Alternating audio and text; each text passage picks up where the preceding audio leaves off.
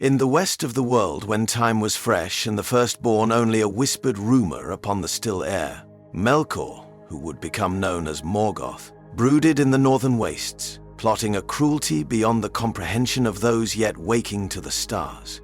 He stood in the silent gloom of his halls, shaping his thoughts into malice and binding them with the power of his will. It was then that word reached him of the awakening of the elves beside the waters of Quaviena. Morgoth felt the faint stir of their bright spirits as a distant light that wounded his eyes. Where once he only suspected their coming, he now knew they walked the earth, unguarded in the hush of the early world. He resolved to seize upon their innocence like a wolf upon a lamb, that he might twist their pure beginnings to a darkness of his own design.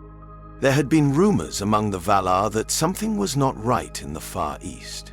Orome, the huntsman, had discovered the elves on one of his rides, and his heart was moved by their beauty, their curiosity, and their gentleness. He spoke of them to the others, urging them to guide and protect the firstborn. Yet while some labored to ensure the elves would remain safe in Middle-earth, Morgoth's cunning set into motion a darker plan. He had for too long waged open war against the other Valar and suffered defeat, so now he employed subtlety and deceit.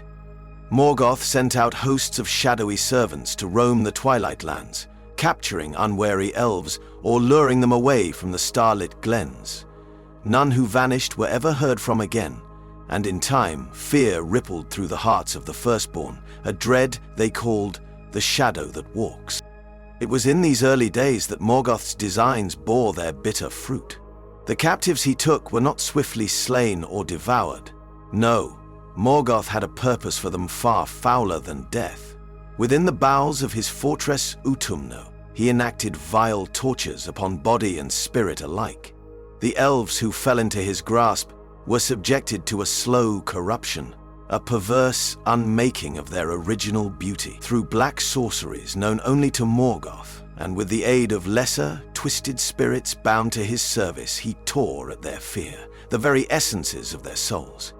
He whispered to them in dark tongues, sowed lies within their hearts, and made them doubt the light of the stars that had awakened them to life.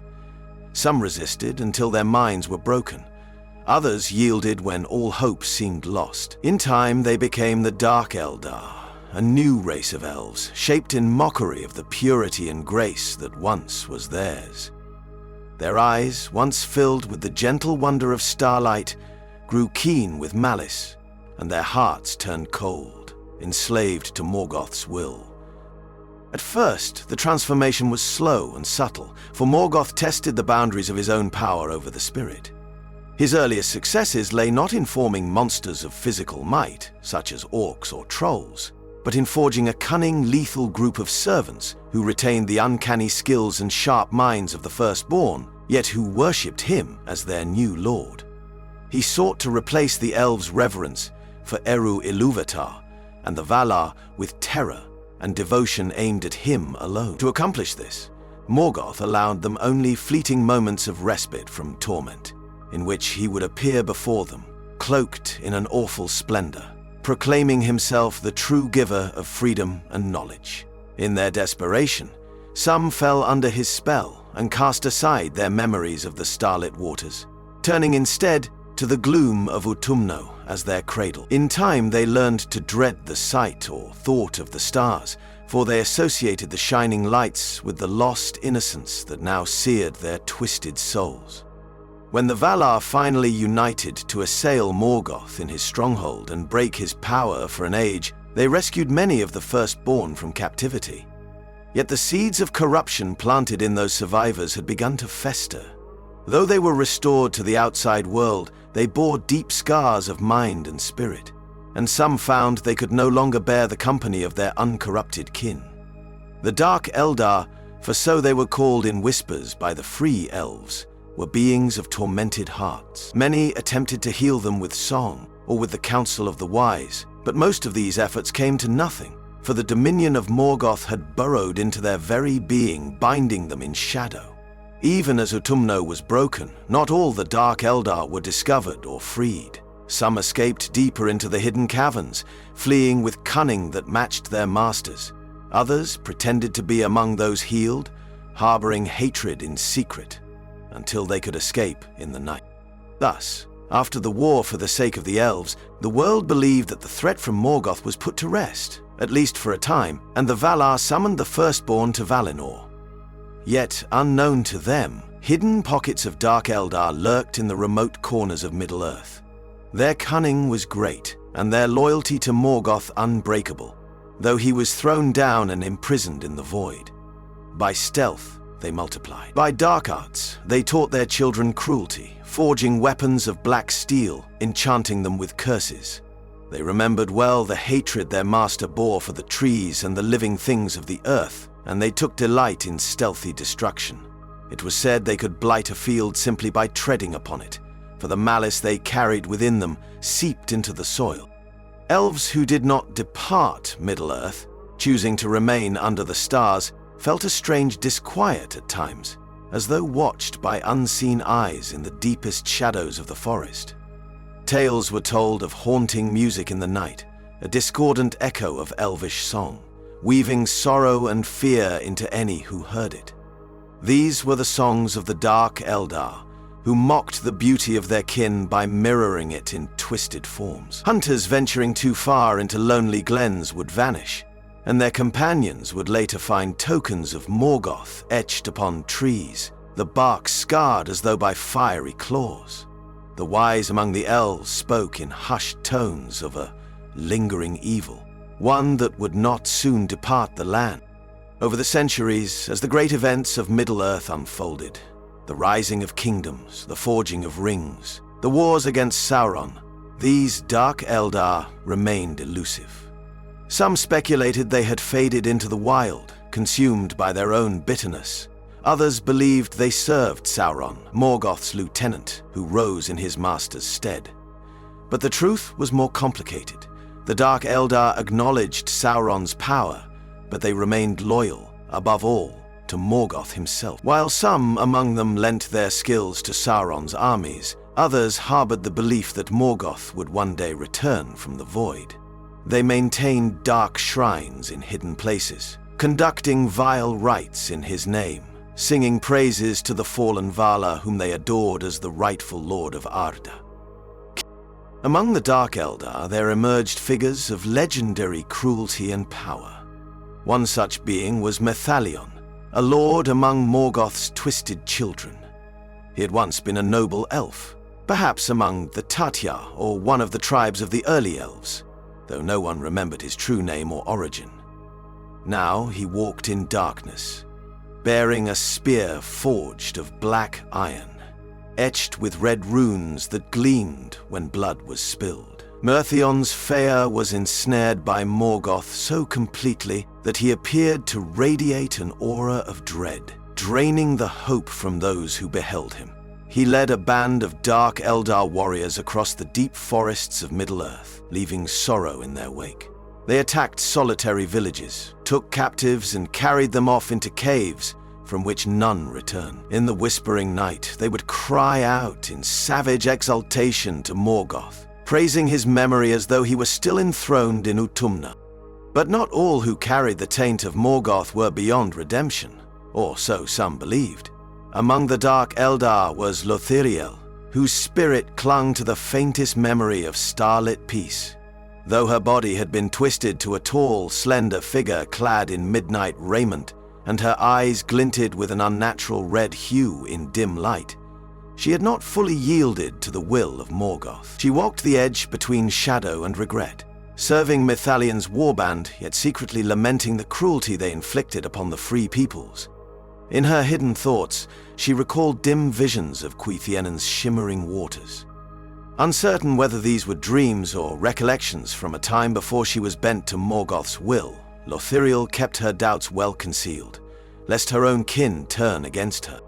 Time pressed on, and the Dark Eldar established secret strongholds in the mountainous regions of the east and within shadowy vales near Mirkwood's southern reaches. They carved images of Morgoth into stone, portraying him as a beneficent lord offering guidance, rather than the devouring darkness he truly was. They reversed many of the elves' noble traditions, turning song into lamentations. craft into instruments of torment, and law into twisted heresies, praising Morgoth's dominion. Alongside them, foul spirits, lesser Maiar, who had fled the Valar's wrath, performed their own rites to sustain the Dark Eldar's sense of purpose. Some mortals who were drawn by power or fear became thralls to this dark faction, though the Dark Eldar regarded them with disdain, seeing them as weak, ephemeral creatures unworthy of respect. In the hidden kingdom of Lorien, where Galadriel and Celeborn dwelled, the lady perceived a shadow upon her mirror that did not resemble Sauron's presence. It was older, deeper, like a lingering scar upon the world's heart that had never fully healed. Galadriel spoke softly of it in her council, warning that an unseen threat stalked the edges of the Greenwood and beyond. Yet most dismissed these warnings as a misinterpretation of the signs, believing that Sauron alone was the great menace of the age. The Dark Eldar were so few, so secretive, that their threat seemed insignificant compared to the armies of orcs and trolls that blighted Middle-earth. Nonetheless, small bands of elven rangers patrolled remote regions, guided by Galadriel's intuition. Several times they chanced upon traces of dark rituals, symbols carved into old trees, black arrows fletched with crow feathers, and eerie circles of withered grass that resonated with malignant power. When confronted, the Dark Eldar fought with a ruthless skill, matching the might of their uncorrupted kin blow for blow. Among them, Methalion's prowess in battle was unmatched, as though fueled by the memory of Morgoth's presence. The rangers who survived these clashes carried terrifying tales back to their realms, but even then, the full extent of the Dark Eldar's plans remained hidden. For the Dark Eldar had not merely scattered like frightened birds after Morgoth's fall. They orchestrated a subtle, centuries-long campaign, manipulating events from the shadows to serve a single purpose: preparing Middle-earth for Morgoth's foretold return.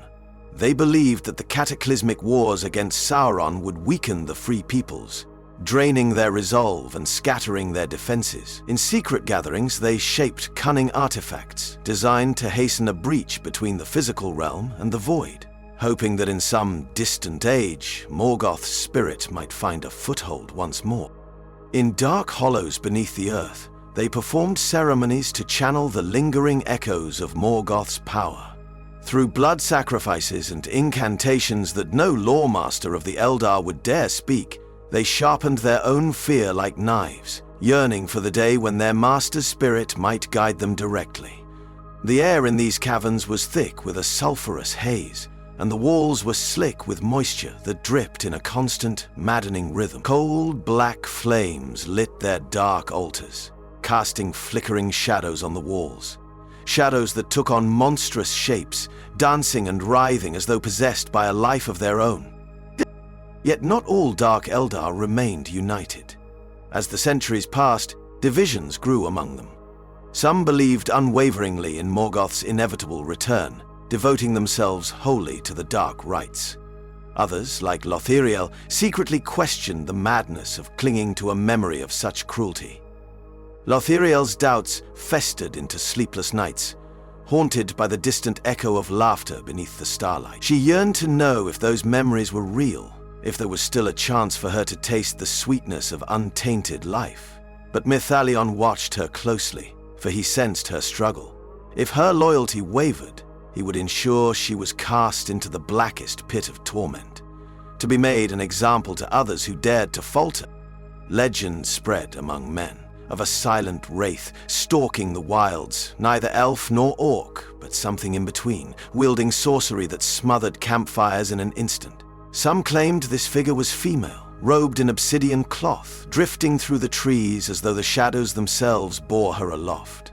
The few who glimpsed her face spoke of red embers for eyes, yet not entirely devoid of sorrow. They told of how she would appear at the edge of a warband's camp, lingering just long enough to observe them before vanishing into the night. In truth, this was Lothiriel, who had taken to wandering alone, burdened by guilt. One fateful dusk, she encountered an elven scout from Lindon, a bold warrior named Elithir, who had lost his way in the dense forest. Suspecting him an enemy spy, Lothiriel was prepared to slay him, Yet something in his voice as he called out in the ancient tongue made her pause. In that fleeting moment, a half-remembered ache filled her heart. Elithir, recognizing something oddly familiar about her features beneath the cowl of darkness, tried to speak words of peace, urging her to come forth under the starlight so he might see her.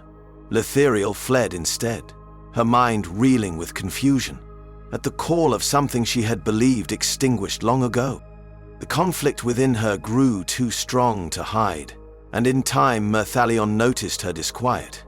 He confronted Lothariel in the fortress of black stone that the Dark Eldar had built high in the mountains. Through hallways lined with cruel sculptures, echoing with distant shrieks, he led her to a chamber lit by wan, dying torches.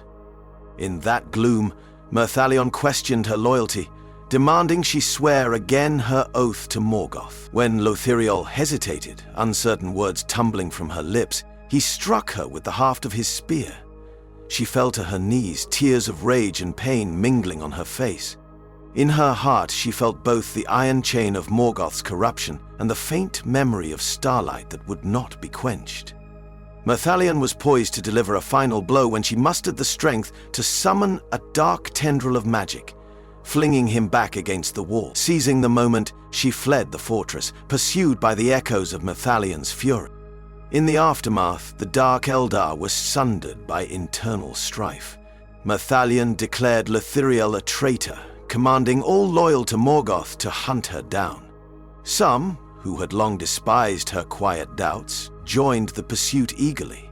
Others, weary of Merthalion's unrelenting cruelty, slipped away in the chaos, hiding within the labyrinthine corridors. A shadow war erupted in the very lair of the Dark Eldar, as differing factions wrestled with the question of whether they should remain in open devotion to Morgoth or seek new paths.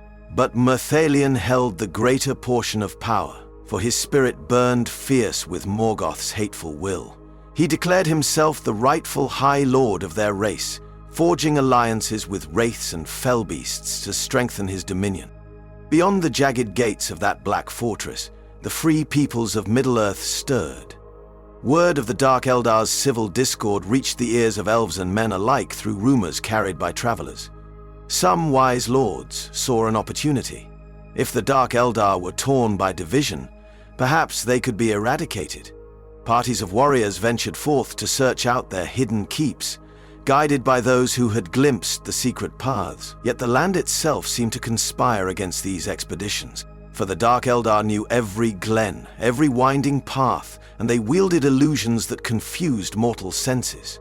Many searchers were lost or driven back, prey to silent arrows or cunning ambushes in the night. Meanwhile, Lothariel wandered far from the mountainous lairs. She discovered her steps leading her to Quivinan, though no one had lived there for countless ages. In the moonlight, she beheld the dried shores of a lake that had once sparkled under the newly kindled stars. It was a desolate place now, silent save for the sigh of the wind through old reeds. Overwhelmed, she sank to the ground, tears streaking her pale cheeks, and she felt a rending agony. She realized for certain then that she had once been free, once gazed upon the beauty of Eru's creation without the stain of Morgoth's malice. This awakening kindled a desperate hope in her. Deciding to atone for her dark deeds, Lothariel traveled in secret to the regions near Imladris, where she sought out learned elves who might help her find redemption. She hid her disfigurements beneath a deep hood, avoiding watchful eyes. After many nights of silent observation, she ventured to speak with a wandering minstrel who had parted from Elrond's house. With trembling voice, she recounted the tale of her enslavement to Morgoth's will and her yearning to break free. Though horrified, the minstrel was moved by pity, sensing a shred of genuine remorse within her. He directed Lothariel to an ancient library where texts survived from the earliest days of the world. There she learned of lost songs that might sever the dark bond Morgoth had placed upon her soul. Yet such lore was fragmentary and fraught with peril, for Morgoth's power was not easily cast aside. At length she resolved to attempt the ritual of unbinding, an act that demanded she confront her own darkest memories and renounce Morgoth with her entire being. The minstrel and a small company of brave elves agreed to help her. They traveled to a hidden glade where the starlight was still pure untainted by any evil of the world. In that hush, they began the chant, weaving ancient words of Eru Iluvatar's authority and calling upon the Valar's mercy. Lothiriel, trembling, joined in. The darkness within her rebelled, boiling like black fire in her veins. She felt Morgoth's brand upon her spirit roaring to life, seeking to consume her.